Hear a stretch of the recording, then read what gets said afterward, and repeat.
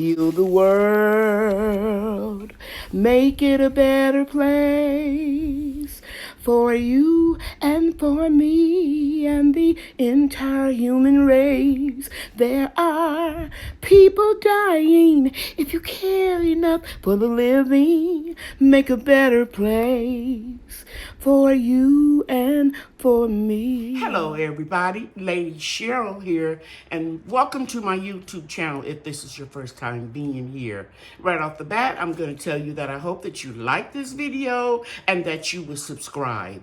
I hardly ever say that, so I think I need to say it every now and then.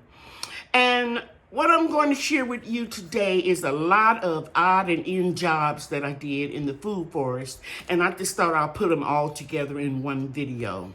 Let me look at my notes so I make sure that I cover everything. In part one, I'm going to share you some of the meals that I made with the majority of the ingredients coming from my food forest. In part two of this video, I'm going to share with you, I didn't finish it, but I tried to start clearing the pathways in the food forest.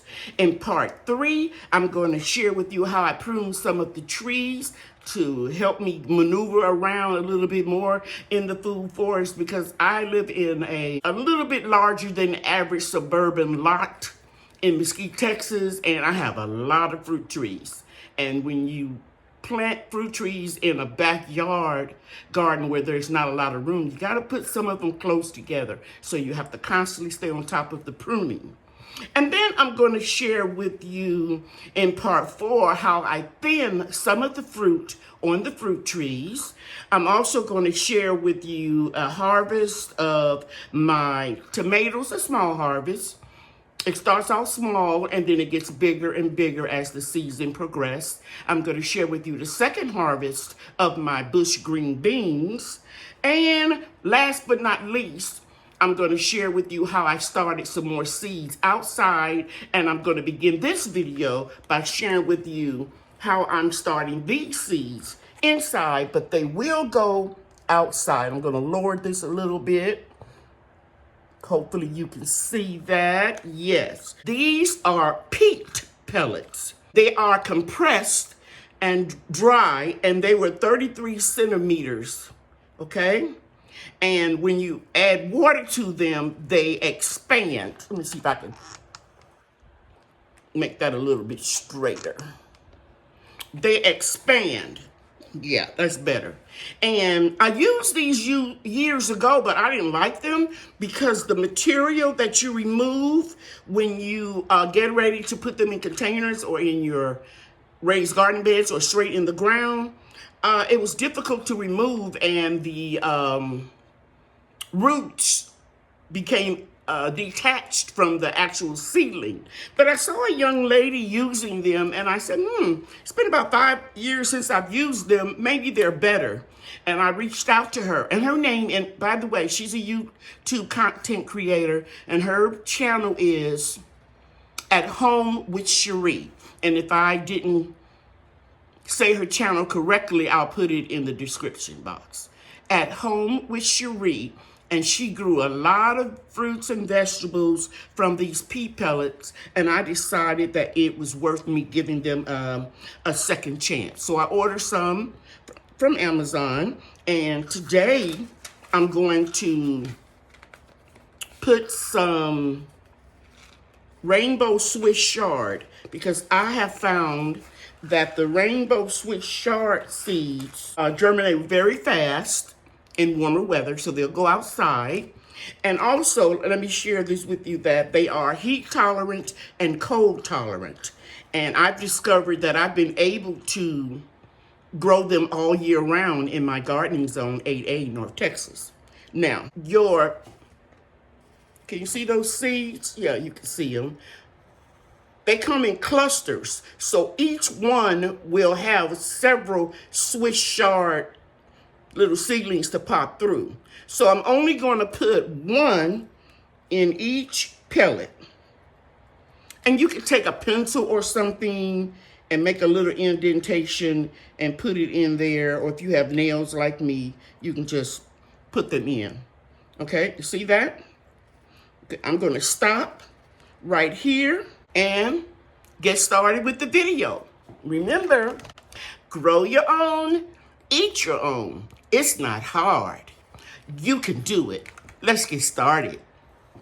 First meal I'm going to share with you I made from my strawberries, lettuce, and tomatoes that I grew right in my backyard.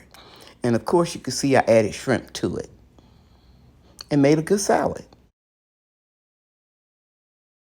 Next, you can see my rainbow Swiss chard that I harvested. And what I did with that Swiss chard is I sauteed shrimp. I guess you could tell I love shrimp. And I added it with some sweet peppers that I canned a few years ago. And I let it cool. And then I added it to butter crunch lettuce as well as some tomatoes. Delicious. Next, I took some Swiss chard and I steamed it for about 20 minutes. And this is the results. I added a little ham to it and while it was cooking, and it was delicious. I did the same thing with the fresh green beans out of the food forest. Now, I don't usually buy ham. I don't eat a lot of it because I have high blood pressure. But my friend got this ham on sale for only a little bit more than $3, and she brought me one. It was fully cooked, so I just cubed it up, put it in the freezer in little small baggies, and whenever I need to add a little meat seasoning to my fresh greens or whatever come out of the food forest, I have it ready. Okay, guys, I'm going to attempt to clear up a lot of this mint that's overgrown from this garden bed. I'm going to go in closer so you can see. Maybe you can see right there is the concrete blocks. So I'm just going to take my edger that I bought a year ago and never used. And put it right here so you can see it. Right there. And I charged the battery up because I've never used it, but I'm just going to mow all this down. And I'm not going to eat this mint. I'm going to use this to make a deterrent for critters around my water catchment system. Okay, I'm not going to videotape me doing it. I'll just come back and show you. Okay, that looks much better. I'm just going to keep mowing it down, and then I'm going to come right here through this pathway, and I'm going to clear all of this up because it's going to rain tomorrow and for the next 10 days or 7 days. And you can look at that plum tree. I'm going to go larger. You can see all the yellowing of the leaves, and that's because too much rain. Okay, here are my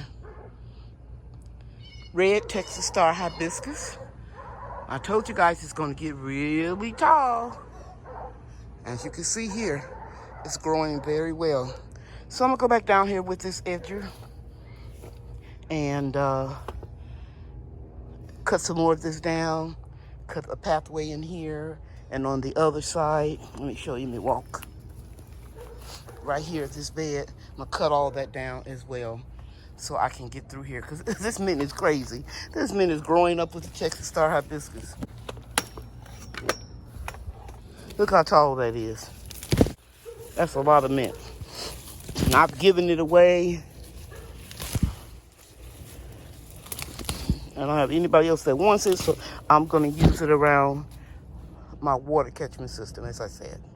Okay, now the concrete or cement blocks are exposed, and you can see this right here is the old wood from last year. And I'm going to go ahead and saw that down. And I want you to know that the Texas star hibiscus is going closer so you can see this.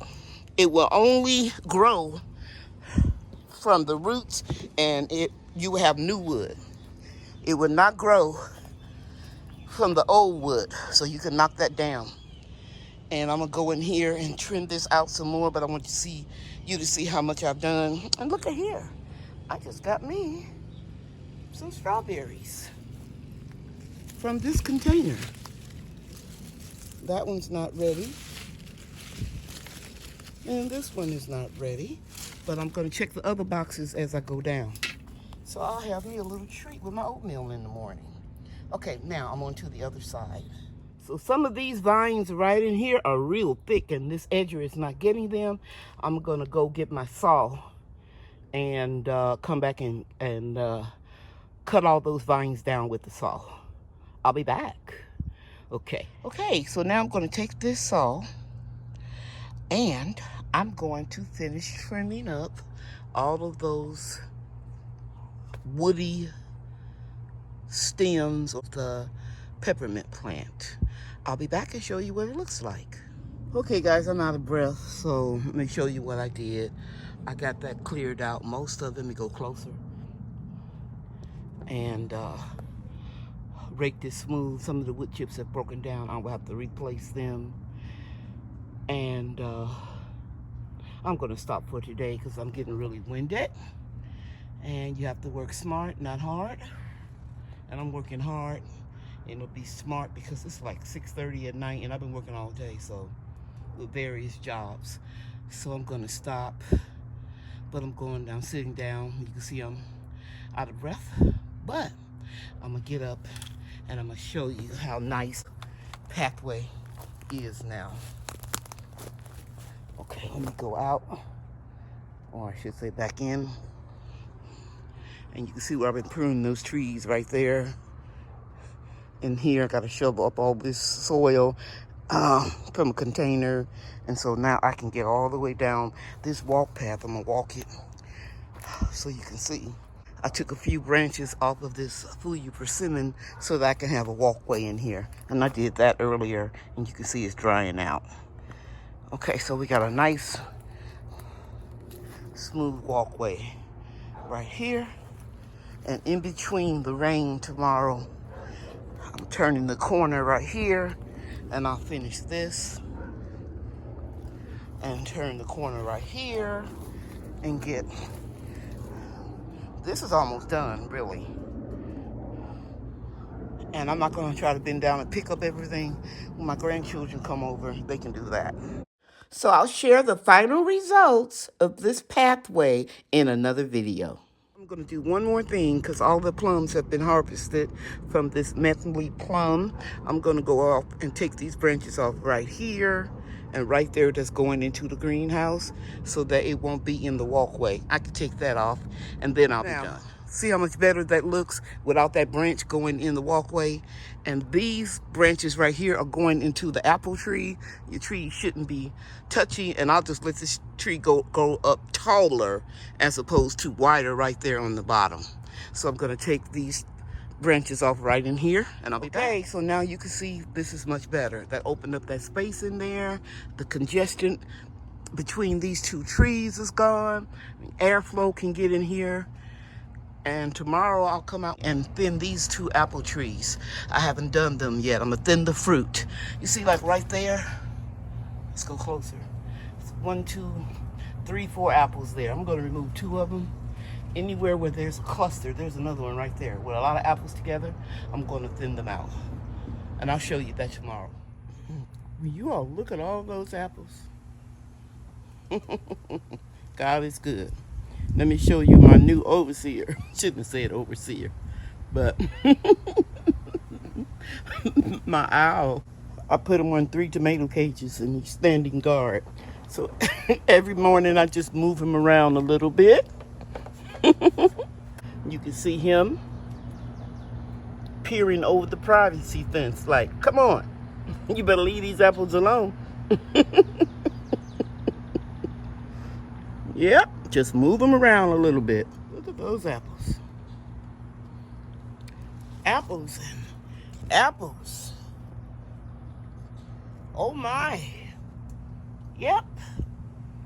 First time for these trees, these 2 trees. I'm happy. Okay guys, it's the next day and it's early in the morning. I'm trying to beat the rain and trying to thin the fruit out.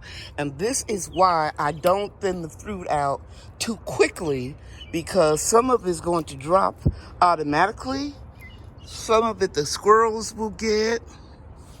But you see right in here we have too many, because that was 4. So I'm gonna take 2 off. These 2. I think this cluster 3 may be all right. I'm gonna take the smallest one off here. Nope, couldn't do it. I have to take the other one. Sometimes it makes the decision for you. Okay, now this is just too much. 1, 2, 3, 4, 5, 6, 7, 8, 9, 10. I'm gonna take whatever comes off first. That one. These two. That's 3. Okay, stop rolling.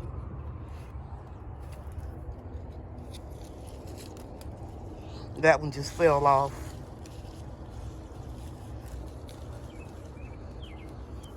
Try to get the small one here. And this one right here.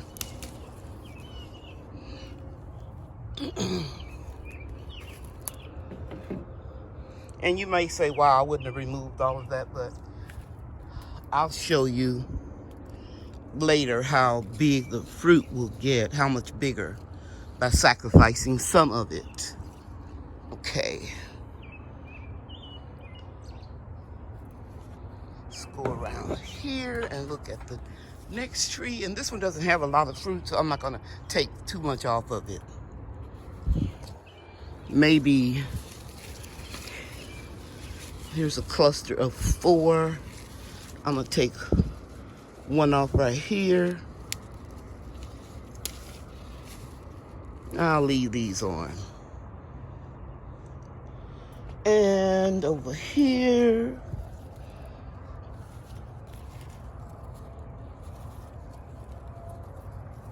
I'll leave these alone. And I'll just take off. That's 4 right there. I'm gonna try to get this one. This has a little discoloration. I'm gonna take it off if I can. I should have brought my pruners out. It's real cloudy. So I got those 3. And I think I'm done over here.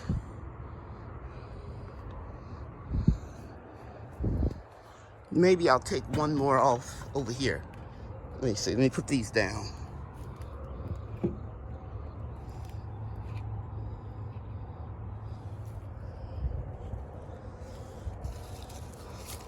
This is too congested. 1, 2, 3, 4, 5. I'm gonna take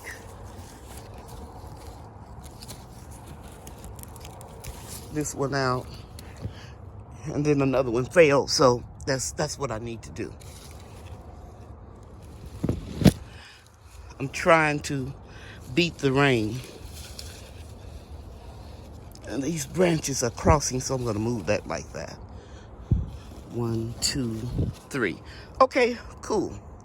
I'll put these in my pocket. Make sure no ants are on them, because I may be able to make a little applesauce out of these if it's not too tart. Okay. So I'm sure with all the rain that's coming, some of these are going to fall off. And as always, I need to move out a little bit. Keep doing a good job, buddy. All right. Not too bad for the second harvest of beans. Let me show you the plants. They still have a lot of beans on them. I'm gonna take this one off and put it here. You can see a lot of little small ones that I will be harvesting over the next few days. But check this out, guys. They are suffering really bad from root rot. I tried to take the leaves off so that I can see how much they are damaged. And so when I come out and look, and I try to harvest every other day, but you can see a lot of beans. It has so much potential if we hadn't got all that rain. See right there? And then let me go around and show you that I just lift them up here. I'm gonna take this one. I just lift these up and see, you know, what I can harvest. Take the yellow leaves off. And that's how you know it's getting too much water, because I have not watered these beans the whole month of May. Beans only need an inch of water a week, and you can water them once or twice a week. But when you get rain like 10 days in a row, this is what happens. So again, I'm just taking the yellow leaves off so that I can monitor what's happening. And I already harvested over here, but I still have a lot of beans here that I can harvest, providing that it doesn't rain continuously the next few days. If it rains a little and stop, we'll be all right. But if it just keep on raining, then, you know, I won't get as many. But those are a lot of beans. It has the potential. These are strawberries, you guys know that. It has the potential to produce a lot of beans. I'm apprehensive about how much I'm going to get because of the rain. Okay, here are a few beans in the basket that I'm harvesting to add to what I harvested from the grow boxes. And let's go over here and harvest a few more. Top crop right here. Nice beans. One there, one there. See if I can turn this around. Nothing ready over there yet. Okie dokie. These are top crop. Let me show you the contender beans. Now, from here, they look all right. But as you get closer, you can see the yellowing. You can see the discoloration. However, you do see a lot of beans. If I can get these to grow with that much rain coming in the forecast, 10 days of rain. I think it might have changed to 7 days of rain this morning. If I can get these beans to swell up and grow, I'll get a good harvest. But most of these leaves are dead. See the yellowing? That's dead. All down at the bottom, even at the top. The beans are getting really yellow. This is some type of rust. Let's pull that off. But these beans would have been prolific had we not got the rain. Now, I could have covered them with a tarp or something, but then they wouldn't be able to breathe. See all that yellowing down there? Yeah, it's not going to do anything down there. So when the time comes, I will pull them and I'll start more seeds. As you can see over here, I pulled all of the lettuce. And I'm going to start some Swiss chard seeds. Here are the seeds I'm going to plant in this grow box. I carefully removed the lettuce the other day. And now I'm going to put these seeds about 1/2 inch or 1/4 inch down. And about 8 inches apart. And I'm going to cover them with these tops so that they won't get washed out as much. Okay, I put these seeds in here about 1/4 inch down, lightly covered them, patted them down, and now I'm going to cover them with these little tops to my little plastic boxes I use in a grow room. And I'm not going to water them because the soil is damp. And water will get in around the sides, and I'll check on them every few days, and I'll come back and show you what they look like when they're germinating. In this box right here, since I don't have that much space, I'm just going to broadcast a few seeds. I'm going to move the soil over. And then I'm just going to broadcast them.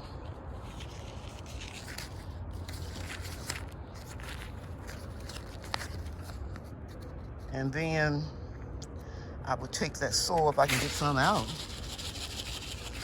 Yeah, I got a few seeds out. Put those back in my pocket. And I'm just going to broadcast them. Wherever they land is wherever they will end up being.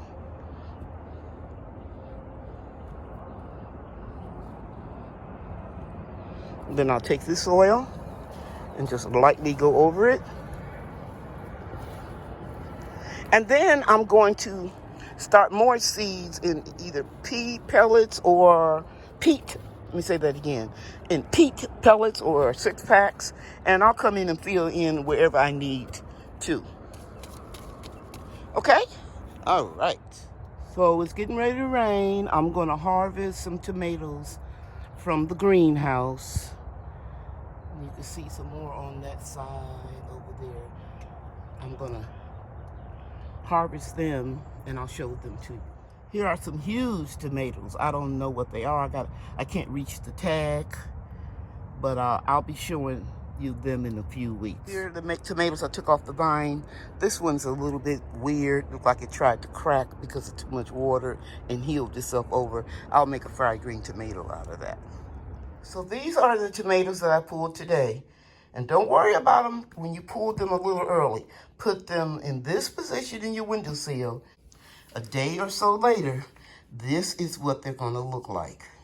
So I need to hurry up and use this one and this one because it has some little spots on them, and I'll cut the bad spots off. Pretty nice.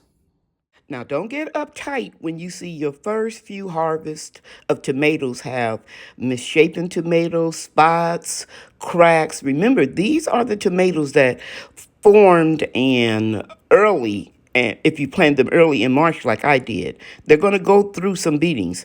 After a few harvests, your tomatoes are going to mellow out and they're going to be really pretty and not have a lot of blemishes on them, okay? All right. You see these mushrooms growing in your wood chips or in your soil? Don't freak out. It's healthy. It's normal. When you get a lot of rain or you water excessively, it can happen. You can develop these mushrooms, but they're just indicators of healthy soil. Okay? So all around here in this little walkway, you can see them, even over here with the Mexican petunias. And over here in front of these grow boxes. All over my food forest because of excessive water. We just got a lot of mushrooms. You don't have to chop them down unless you want to.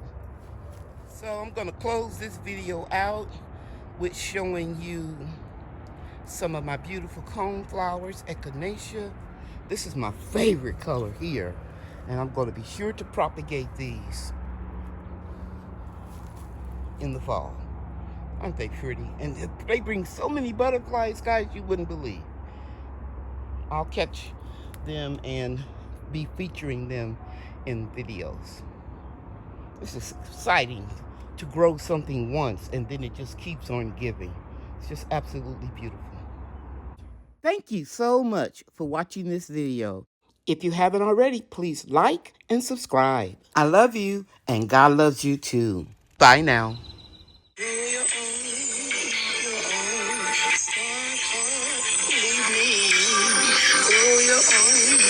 Eat your own.